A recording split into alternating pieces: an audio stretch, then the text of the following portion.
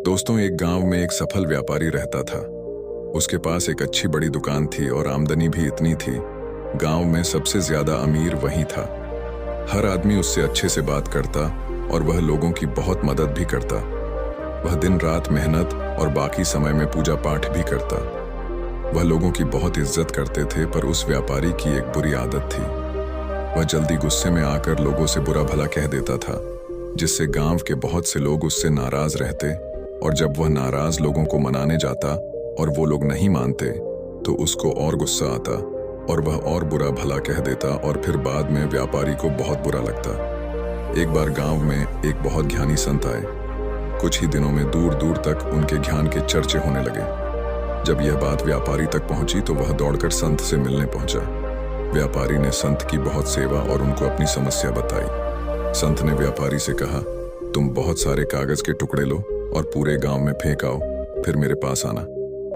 व्यापारी बिना सोचे समझे दिन भर कागज के छोटे छोटे टुकड़े पूरे गांव में फैला देता है और फिर संत के पास पहुंच जाता है। संत उस व्यापारी से कहते हैं, तुम्हारी समस्या का समाधान मिल गया है, बस तुमको एक काम करना है। तुम जाकर उन सभी कागज के टुकड़ों को इकट्ठा करके यहाँ ले आओ। अपनी समस्या का समाधान पाकर व्यापारी बिना कुछ सोचे समझे उन कागज के टुकड़ों को इकट्ठा करने पहुंच जाता है। बहुत देर तक कोशिश करने के बाद व्यापारी को यह समझ आता है, यह काम तो करना नामुमकिन है। सीख देने वाली कहानी, वह दौड़कर संत के पास जाता है। कहता, आपने काम दिया वो तो असंभव है, मैं चाहकर भी उसको पूरा नहीं कर सकता। संत मुस्कुराते हैं और कहते हैं, बेटा, मैं भी यही कहना चाहता हूँ। किसी को कहे अपशब्द वापस नहीं सकते, इसलिए हमें हमेशा सोच समझकर बोलना चाहिए।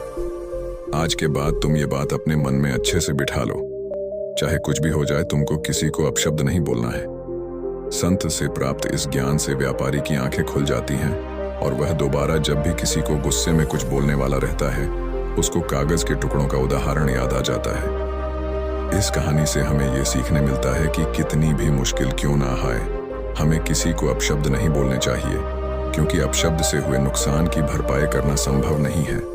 गलत शब्दों से किसी को ठेस नहीं पहुंचाना चाहिए। एक गांव में एक लड़का था जिसका नाम अर्जुन था। वह हमेशा से चाहता था कि वह लोगों के सामने खुलकर बोल सके, लेकिन उसमें लड़कागिरी के कारण यह कभी नहीं हो पाया। अर्जुन ने एक दिन तय किया कि वह इस समस्या का सामना करेगा और खुलकर बोलना सीखेगा। उसने अपनी शक्तियों पर विश्वास किया और एक बोलने की प्रशिक्षण शिविर में शामिल हो गया। शिविर में अर्जुन ने विभिन्न आत्मविकास तकनीकों का सीखा और खुद पर विश्वास बढ़ाया। उसने वार्तालाप के माध्यम से खुलकर अपने विचारों को व्यक्त करना सीखा और दूसरों के साथ मिलकर सहजता से बातचीत करना आरंभ किया। समय के साथ अर्जुन ने अपने आत्मसमर्पण और मेहनत से खुलकर बोलना सीखा और उसने गांव के लोगों को भी यही सिखाया। उसकी उदाहरणीय प्रेरणा के बाद गांव का माहौल सकारात्मक रूप से परिवर्तित हुआ और अर्जुन ने अपनी खुद की आत्मा को पहचाना। एक छोटे से गांव के एक लड़के का नाम राहुल था। राहुल बहुत ही शर्मीला और धीरे धीरे बोलने वाला था। वह हमेशा से चाहता था कि वह खुलकर बोल सके और लोगों के सामने अपनी बातें साझा कर सके, पर उसे यह समझ में नहीं आता था कि कैसे इसमें सफलता प्राप्त करें। एक दिन राहुल ने तय किया कि वह इस समस्या का सामना करेगा और बोलने का सीखेगा। उसने एक बोलने की प्रशिक्षण शिविर में भाग लिया, जहां उसे विभिन्न तकनीकों और विधियों का सीखने का मौका मिला।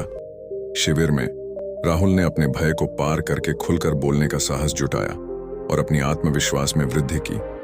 समय के साथ राहुल ने अपनी बोलचाल में सुधार किया और उसने लोगों के साथ सहजता से बातचीत करना सीखा। उसकी मेहनत और संघर्ष ने उसे उच्च स्तर पर बोलने में सफलता दिलाई और वह अब अपने गांव का एक सकारात्मक प्रतिष्ठान बन गया। राहुल ने न केवल अपनी बातें खुलकर कहना सीखा, बल्कि उसने दूसरों को भी इसमें प्रेरित किया और एक सकारात्मक समाज की दिशा में योगदान दिया। बहुत समय पहले की बात है। एक छोटे से गांव में रहने वाला लड़का नील था। नील गरीब परिवार से था, लेकिन उसमें अद्भुत सपने और उत्साह की भरमार थी। नील का सपना था कि वह गांव को एक सुंदर और समृद्धशील स्थान बनाएगा। उसका पहला कदम गांव के बच्चों को शिक्षा प्रदान करने की दिशा में था, लेकिन उसके पास संसाधन नहीं थे। नील ने गांव के लोगों को एकत्र करके मिलकर एक स्कूल बनाने का निर्णय लिया। उसने गांव में मुफ्त शिक्षा का संचालन किया और बच्चों को ज्ञान के साथ साथ अच्छे मौसम और पौष्टिक भोजन की भी प्रदान की। नील ने सामूहिक समृद्धि के लिए कई परियोजनाओं का संचालन किया, जिससे गांव की आर्थिक स्थिति में सुधार हुई।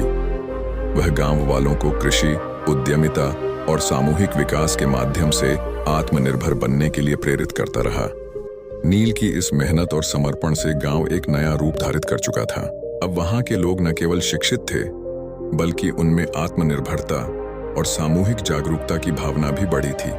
इस कहानी से हमें यह सीखने को मिलता है कि एक छोटे से गांव का बच्चा भी अगर सही मार्गदर्शन और मेहनत के साथ काम करे तो वह अपने सपनों को हकीकत में बदल सकता है और अपने समुदाय को भी सुधार सकता है। एक समय की बात है, एक छोटे से गांव में रहने वाला लड़का राजू था।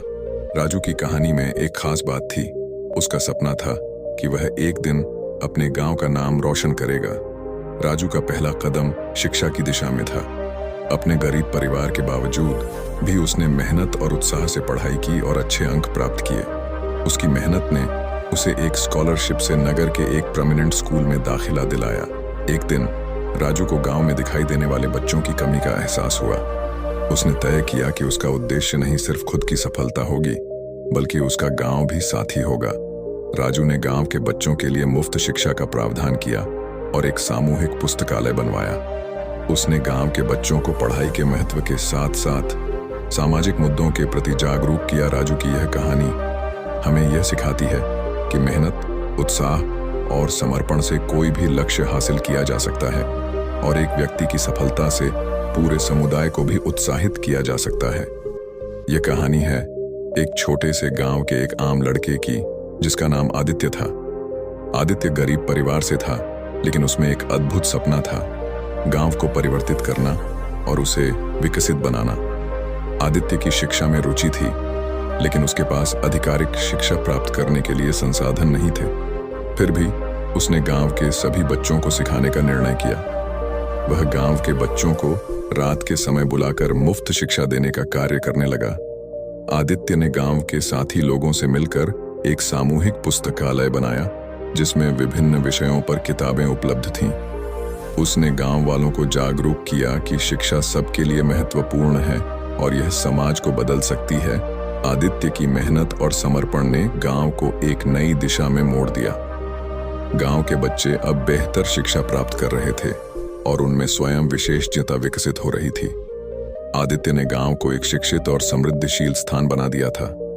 इस कहानी से हमें यह सीखने को मिलता है कि संघर्ष, समर्पण और साझेदारी के माध्यम से हम अपने सपनों को हकीकत में बदल सकते हैं और अपने समुदाय को भी सकारात्मक रूप में प्रभावित कर सकते हैं।